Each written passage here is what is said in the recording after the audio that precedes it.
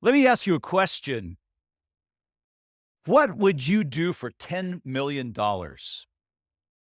If there was a payoff hanging there at the end of $10 million, how far would you go?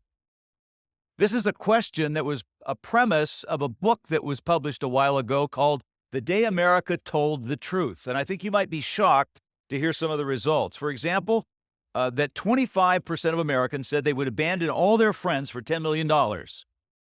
Now, of course, if you have $10 million, you can make a lot of new friends very quickly. That 23% of Americans said they would work as a prostitute for a week for $10 million. Yuck. 17% said they would abandon their American citizenship. 10% said they would withhold testimony even if doing so would allow a murderer to go free. 4% said they would undergo a sex change operation for $10 million. You can see there's a great many people out there who have a price tag on their soul, and they go through life haggling over the price in the grip of greed. This morning, we come to a theme that Jesus had a lot to say about, and the theme is greed, or as I like to call it, the desire to acquire gone haywire. We're going to jump into a family squabble that we find in the book of Luke, the 12th chapter. As Jesus is walking along one day, there's a man who shouts out from a crowd who says, "Jesus, would you be the arbiter between my brother and me over a family inheritance?" And basically, Jesus looks at this man and says, "Do I look like Judge Judy? Who has put me as an arbiter over you in your financial conflicts?" But then Jesus says, "But I will tell you this, beware of greed. Whatever you do, beware of greed." Someone in the crowd said to him, "Teacher, tell my brother to divide the inheritance with me." Jesus replied, "Man, who appointed me a judge or arbiter between you?" Then Jesus said to them, "Watch out. Be on your guard against all kinds of greed. A man's life does not consist in the abundance of his possessions." And he told them this parable. The ground of a certain rich man produced a good crop. He thought to himself, "What shall I do? I have no place to store my crops." Then he said, "This is what I'll do. I'll tear down my barns and build bigger ones. And there I will store all my grain and my goods. And I'll say to myself, you have plenty of good things laid up for many years. Take life easy, eat, drink, and be merry." But God said to him, "You fool, this very night your life will be demanded from you. Then who will get what you have prepared for yourself? This is how it will be for anyone who stores up things for himself, but is not rich toward God." Usually we think of this man as a kind of tyrant, that he's Ebenezer Scrooge on steroids, a heartless, bloodless, ruthless miser and villain. And of course, you can help start making that case.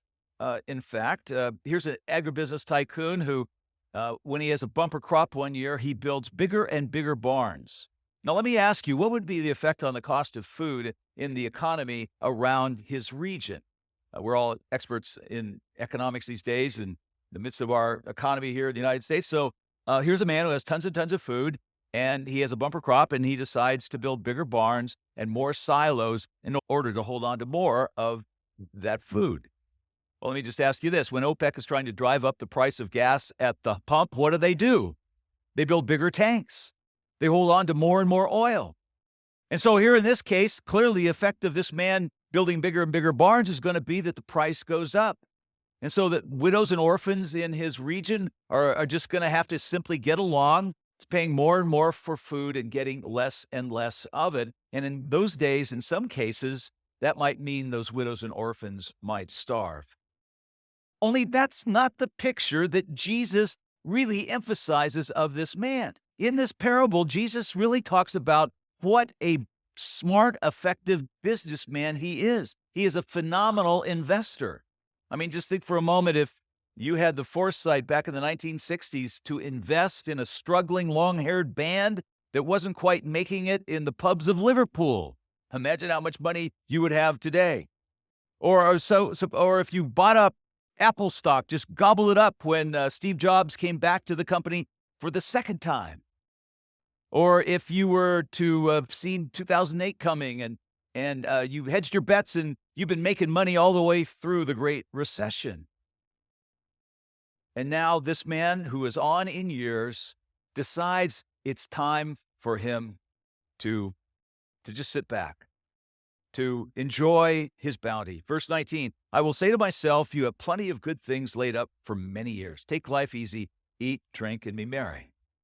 Now, I don't know about you, but that sounds like every life planning seminar I have ever attended. And what it says is through your life, build up a nest egg, and then in your golden years, perhaps you'll be able to, enjoy life, and you won't be a burden to your children, and you can travel the world. And in the end of it all, you'll be able to smell the roses and enjoy life.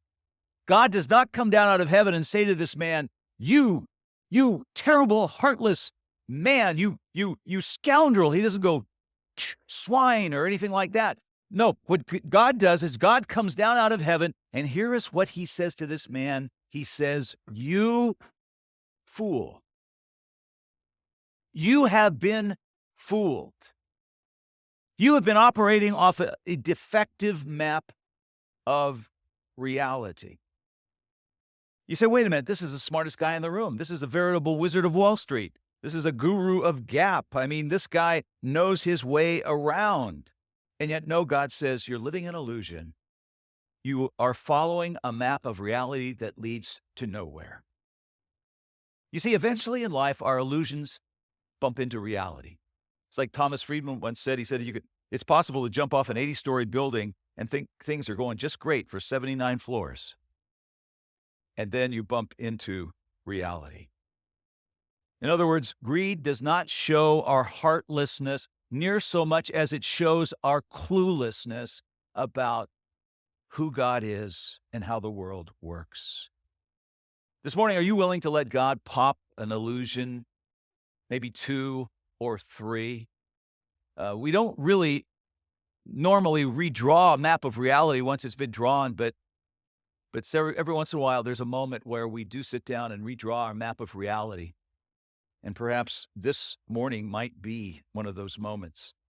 What are his delusions? The first one is a delusion of individualistic autonomy. Do you notice in this story, this guy is chattering away a blue streak throughout all of these verses? And to whom is he speaking? Himself. In fact, you probably weren't counting, but 10 times in this story, he uses the words I or my. What shall I do? I have no place to store my crops. Then he said, this is what I will do. I will tear down my barns and build bigger ones, and there I will store all my grain and all my goods. You ever go to a dinner party and get stuck sitting next to this kind of person? Wasn't that fun? So much talking about myself. So tell me, what do you think of me? Somebody told me they heard a preacher say, and then I said to myself, God, why is this happening? This man wanders around inside of his mansion looking in a mirror saying, hey, you're rich, you're rich, you're rich. But there's an aching loneliness that echoes throughout this scene. You notice there is nobody there to celebrate the bumper crop with him. There's nobody to clink a glass with, give a toast. There's nobody to high five with. Employees are just, they're just cogs in a machine and they exist simply to make me richer. This illusion of autonomy, to love things and use people when God wants us to love people and use things. Well, how do you break out of this illusion of autonomy? That's very easy to answer, and that is we do it through community. You need community. It's like one of my favorite stories about the guy who was a motorist. He had his fancy little sports car, and he was driving out in the country. He came to a sharp turn, and he spun out of control, and his car went, sliding, and it wound up in a ditch in the mud. Fortunately, there was nearby a farmer with his horse named Duke. And the farmer said, hey, don't worry at all, sir. Me and Duke, we're going to get you out of there. So he walked over with with Duke, and he got a chain, and he chained Duke to the front bumper of that sports car. And he leaned forward, and the farmer said, "Come on, Trigger, pull." Well, Duke didn't move. And then he leaned forward again. He said, "Oh, come on, Gus, pull." And Duke didn't move. And then he said, "All right, now, let's go, Duke, pull." And that horse just shot forward with a surge of strength, jerked that car right out of the mud and right onto the pavement. And the motorist walked to the farmer and he said, "I can't thank you enough. I'm so grateful. But let me ask you a question. Why did you call your horse the wrong name the first 2 times?" The farmer said, "Oh, well, you see, Duke, he's blind. And if he thought he was the only one pulling, he wouldn't have moved." Well, this man's second illusion was materialism. And that was, if he couldn't see it or touch it or taste it, it didn't exist. His whole world was thingified. And materialism says there is no God. Well, suddenly, we're telling the story, this vertical dimension of life that he does not believe in now comes crashing in on him one day when it says he died. Funny how he never factored that into the equation of his life. Mortality never sort of entered into his planning of his life. It's like every time the thought of death intruded, he'd pour himself a scotch, or he'd build a bigger barn, or he would go out and buy an even newer and nicer chariot. But after all this years of hoarding things on earth, he dies, and here's what God says to him in verse 20. He says, "Now who will get what you have prepared for yourself?" That's a good question. Now who will get what you've prepared for yourself? You may have had the experience, I'm sure you have, of driving around on a Saturday morning, and it may have been just a simple sign on a lawn, or you may have seen the telltale sign of 2 lines of parked cars on both sides of the street, and what you were passing was an estate sale. Somebody died. And you pull over to the side of the road, and you get out, and you walk up the street, and you bound up the steps, and you walk in, and you look around, and here are the treasures of a lifetime. There you see tables and chairs and beautiful gold leaf picture frames and brass figurines and oil paintings, and goodness knows how long she had all of these things, but now she's gone, and they are here, and they're being put in different stacks, and they're being displayed, and they're being carted off by strangers. Somehow she could not take all of these treasures with her into the next life. Someday that's going to be us. God's going to pick up all of the things that we own. He's going to gather them together, and he's going to give them to somebody else to manage. And if those things are still around 1,000 years from now, you can look back, or someone look back, and we will have been but momentary managers of something that was not ours. It's kind of like if you own a piece of land and a river runs through it, you can own the land, but you can't own the river. Our wealth flows through us. For me, the most emotional symbol of that is my dad's 1958 pink Cadillac, which is now mine. CNN did a special on that car, and it's gone around the world.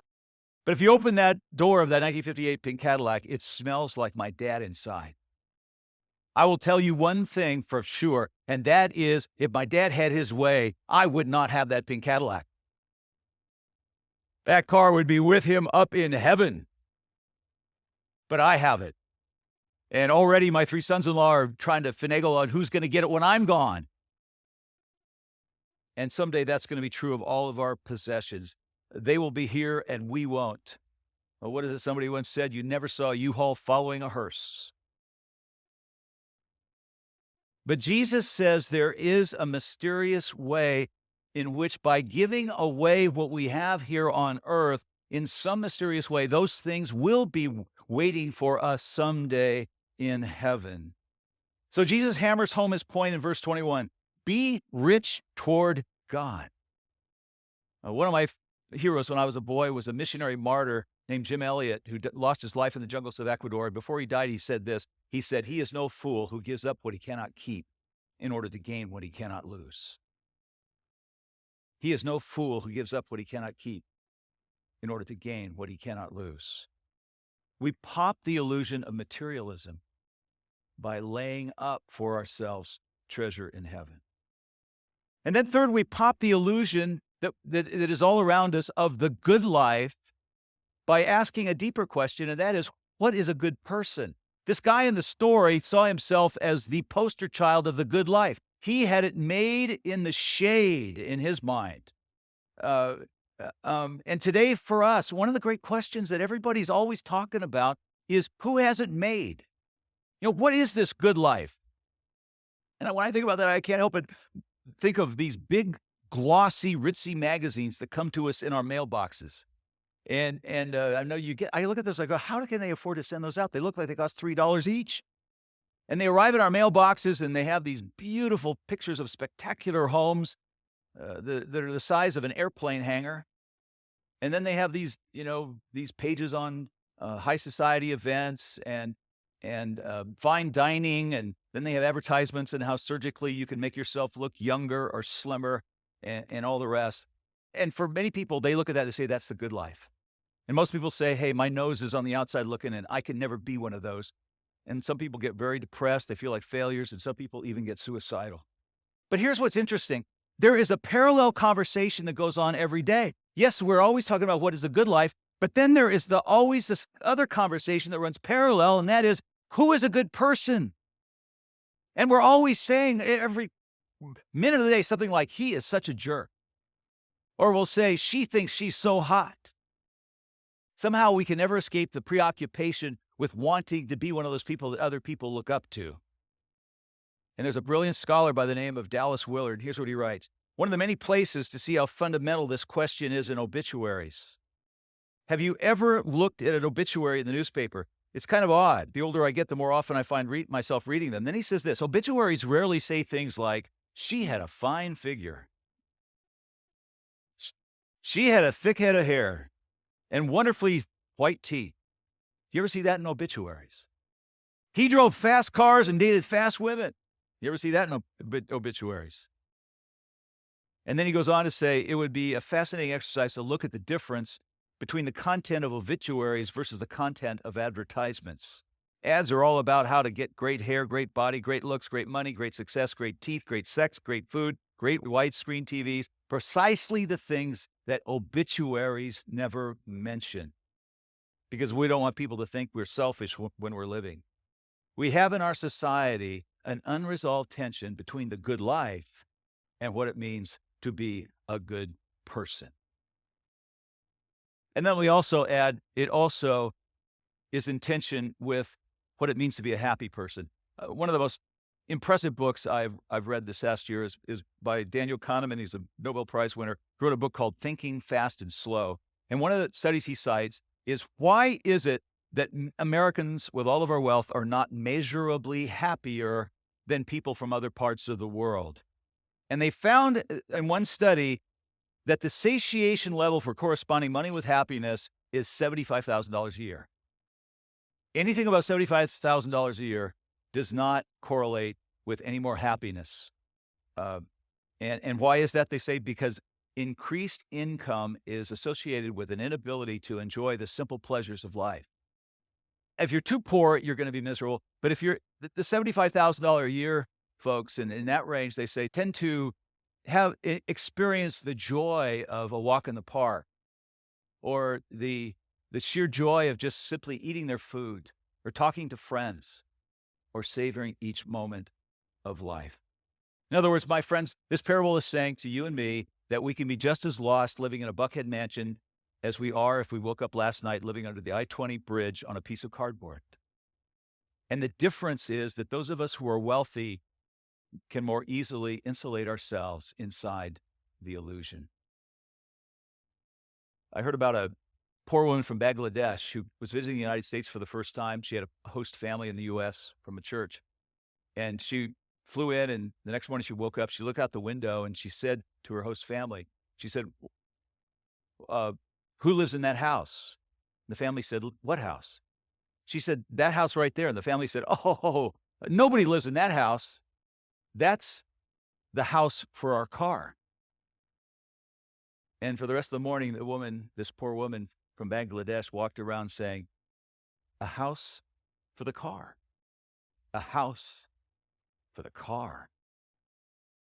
I want to close with just the most affirming, wonderful words, because what we find is that we who are of means, and that's all of us as Americans, have a special role to play in the kingdom of God. The Apostle Paul says it so beautifully and so graciously in his writing in 1 Timothy chapter 6. Let me just give you these words, and it's just tailor-made for us. He says, "Command those who are rich in this present world not to be arrogant, nor to put their hope in wealth, which is so uncertain, but to put their hope in God, who richly provides with us everything for our enjoyment.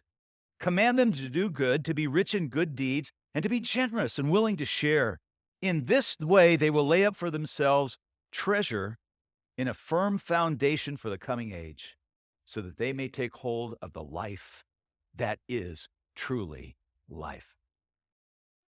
Lay up for yourselves treasure in heaven. Let's all pull together. Let's be rich toward God.